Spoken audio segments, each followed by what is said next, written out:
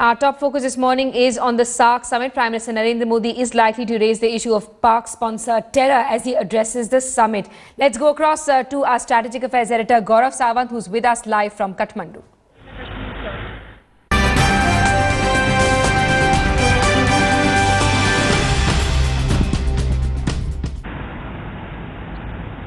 Hello and welcome to our Headlines Today special broadcast that comes to you live from Kathmandu. I am Gaurav Sawant. Today is the 6th anniversary of the 26/11 Mumbai terror attacks, and Prime Minister Narendra Modi is expected to take up the spectre of terrorism in this region very strongly when he addresses the SAARC Summit, the 18th SAARC Summit here in Kathmandu.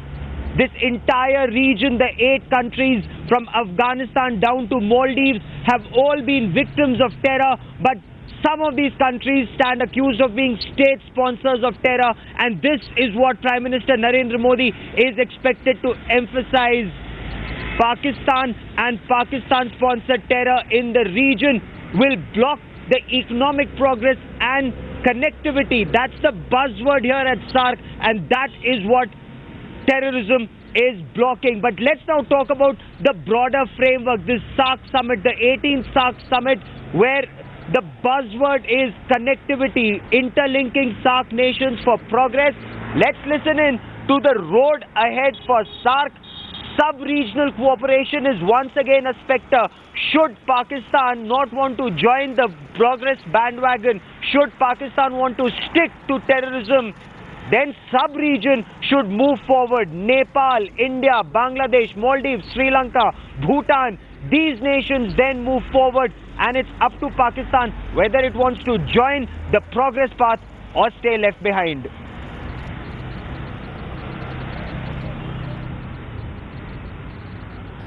We are for a meaningful dialogue, and that meaningful dialogue bilaterally would mean something very specific. These are structured meetings which we will try to work on as meaningful dialogues with our partners. These were all the meetings that were asked for, and we have acceded to every one of the requests that we were asked for.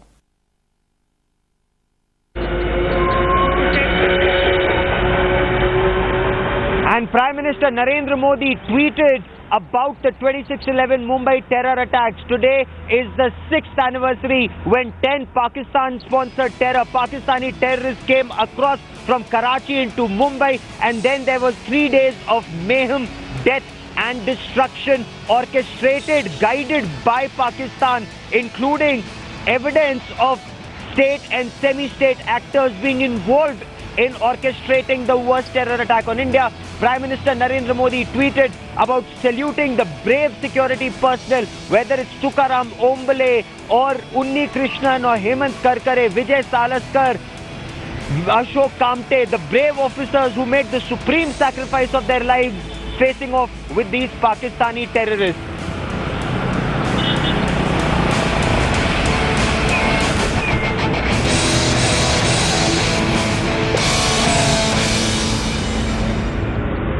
And my colleague Smita Sharma now joins me with the latest on the developments in SAARC. All eyes, Smita, were on whether this India-Pakistan talks will happen, but Prime Minister Narendra Modi is very clear. SAARC is not about India-Pakistan. SAARC is all about the region moving forward. What's India's game plan? But Gaurav, somewhere it is also a chicken and egg situation really for SAARC, because this has been its misfortune that for the longest time SAARC has really not taken off, despite being grouped since 1980s, and having covered a previous SAARC summit, we've always seen it overshadowed really by India-Pakistan relations. But not this time.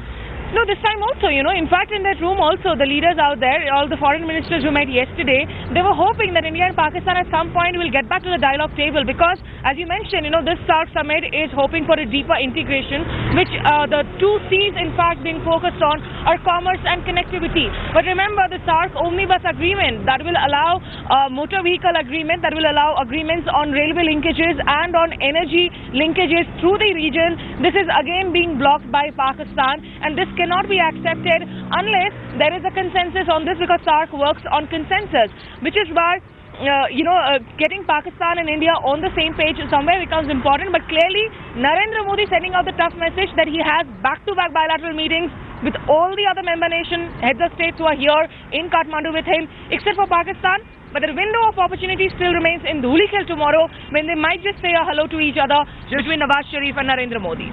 Just a hello, and that is also not sure. There is no structured bilateral meeting between India and Pakistan. Prime Minister Narendra Modi is meeting all the other SAARC heads of state and government, but not Pakistan's Prime Minister Nawaz Sharif, because terror and talks cannot happen simultaneously. That is point one. And point two, Pakistan has to make that choice whether it wants to engage with government of India or with the separatists. That is something that Prime Minister Narendra Modi is very clear about. Government of India is very clear about. Pakistan is once again blocking the development of this entire region, the progress of this entire region, and that is something that we are focusing on now. Connectivity is the key. Communication, connectivity, commerce is the key, and that is where that omnibus agreement is being blocked by Pakistan. Let's listen in. Between India and Nepal, we've gone ahead with similar connectivity issues, similar electricity sharing, energy related issues. As far as we as India are concerned, we are ready for it. We stand extremely keen to do it. However, different states may have different processes whereby they reach conclusions about these matters. There was a state which indicated that they require approvals through their internal processes, and we will wait and see tomorrow when the summit meets how this pans out. But we as India are extremely keen to try and get tangible outcomes from a SAARC process. On the 6th anniversary of the Mumbai terror attacks, Prime Minister Narendra Modi is expected to take up the issue of terrorism and cyber terrorism very strongly. We'll talk about that in greater detail. But for the moment, I want to talk about the omnibus agreement on connectivity. And let me once again bring in headlines today. Smita Sharma, who's been tracking developments not just in the Indian camp, but across the 8 camps here in Kathmandu. Smita, you've been speaking to officials in several camps. How are they reacting to Pakistan blocking that omnibus agreement? See, they are disappointed, clearly, despite a lot of these member nations actually having very close linkages with Pakistan, including countries like Sri Lanka, Pakistan, Sri Lanka and the others as well. So when you have Maldives, when you have Sri Lanka, who are all close friends, but at the same time Pakistan blocking this, because this omnibus agreement, what it does is, there is always that bilateral route available. As Syed Akbaruddin mentioned, the MEA spokesperson yesterday, India in fact entering into a similar motor vehicle agreement that was signed yesterday in the presence of Narendra Modi and Nepal's PM Sushil Koirala, which allows private vehicles to fly in here into Nepal without having to ask for permits for at least 7 days for a start. So these are the kind of issues. There is so much of potential for hydropower really, and Pakistan is one country that actually faces acute crisis, in terms of electricity shortages. So is Pakistan cutting its nose to spite its face? Because very clearly this would also benefit Pakistan, but that big issue of terror comes in the way. See, absolutely. In fact, what we are learning is from the Pakistani side, what they are saying is that they have not really completed the internal consultation processes. Now really, this is something that you can always come up and bring out as an excuse, but if you come and sign these agreements, it definitely helps in giving the entire South Asian identity a more meaningful sort of an identity really. So Pakistan, we understand what the internal democratic situation is like really. Even before he came, of course, for the SAARC Summit, Nawaz Sharif did have reportedly that meeting with the ISI chief again. So for Pakistan, maybe Nawaz Sharif itself is not finding enough room to carry forward these agreements, or maybe he doesn't want to be seen as granting out, some areas where he might actually have to draw flag once he goes back home. Okay. But that is where it becomes very imperative for Nawaz Sharif to be able to explain to his people that this connectivity, this energy security also benefits Pakistan. Perhaps Pakistan would be one of the biggest beneficiaries. As far as India is concerned, the thinking in the Indian camp very clearly is This region has to progress, and for this region to progress, we cannot wait for bilateral issues to come in the way. So whether Pakistan wants to join the progress bandwagon or not, it is up to Pakistan. This region will continue to progress, and as we were just discussing, there are bilateral agreements, the motor vehicle agreement, the hydroelectricity agreement, and there is a $1 billion infrastructure assistance that India has, that the terms of that $1 billion infrastructure assistance to Nepal have now been finalized. Hydroelectricity is the key. Now in all of this, what is also critical is China. China, we are told, wants to play a bigger role. Pakistan is keen that China plays a bigger role. China, of course, it has an observer status, and that is all. But does China get to play a bigger role? Let's listen in to Syed Akbaruddin, the MEA spokesperson, before we talk about that in greater detail. We need to first deepen cooperation among SAARC before we try and move it horizontally. The intention is to deepen SAARC cooperation, enhance the cooperative atmosphere within the SAARC, increase the interaction. There are so many shortcomings that have been listed about the SAARC, and our intention is we first tackle them, and certainly once we are through with that, we will address other issues of observers, because after all, observers are always peripheral to members, and membership is the main goal of trying to deepen cooperation, and that's where we are. So where does China come into all of this? This is a South Asian regional cooperation platform. China is an observer. Does China get to play a bigger role in SAARC? What is the thinking in the Indian camp, and what's the thinking in SAARC? Gaurav, this is, I think, one story which is slightly being overplayed here, because really, China has been an observer country since 2005, and this SAARC summit is taking after a gap of almost 4 years. The last one was in 2010 in Maldives. Now, over the years, if you see, China has really involved itself with all the countries in this region. It has that Hula Hula project, Hula Hale project in Maldives.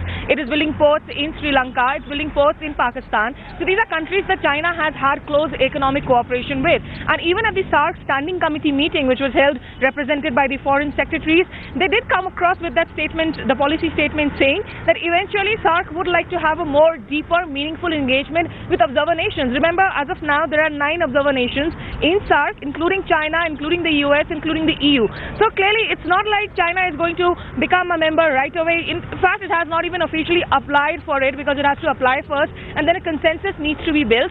But at the moment, really, what is perhaps possible, maybe a ASEAN-India kind of a chapter in the days to come. Okay. The story being overplayed as far as China is concerned. Some elements may want China to play a bigger role, but SAARC is actually a South Asian cooperation platform, and in this cooperation platform, cooperation on terror is massive. That is something that India intends to focus on. Terror. You need a terror-free environment to move forward. You need economic integration. You need social and cultural integration. Again, for that, it has to be in a terror-free environment. While you talk about 26/11, while you talk about terror that comes through the seas, there is cyber terrorism that is going to be extremely crucial from what sources tell us, not just in Prime Minister Narendra Modi's address to the SAARC summit, but also from what Sri Lanka intends to talk about. Now, SAARC has been talking about terrorism right from 1987, but several protocols and additional protocols later, where is SAARC on terrorism? Will we see a SAARC police, a South Asian Interpol kind of an organization? Terror, once again, Smita, remains crucial in these talks. Absolutely. When you look at, the member nations of SAARC itself, and in fact the leaders with whom Narendra Modi would be having those back-to-back bilateral meetings today, starting from Afghanistan, Dr. Ashraf Ghani, we know how war-torn and how terror-torn Afghanistan has been. There's Bangladesh, of course, something from where terrorism is a concern for India as well. Also, of course, there are the Pakistan itself, from where not just terrorism emanates, but today it is hitting Pakistan more badly than perhaps it is hitting any other country. So terrorism does remain a big focus, but a big challenge as well. Terror is the focus, terror is the challenge. Bilateral talks with Afghanistan and Bangladesh. You have terrorism that will be taken up in a big way with Sheikh Hasina, the Burdwan plot.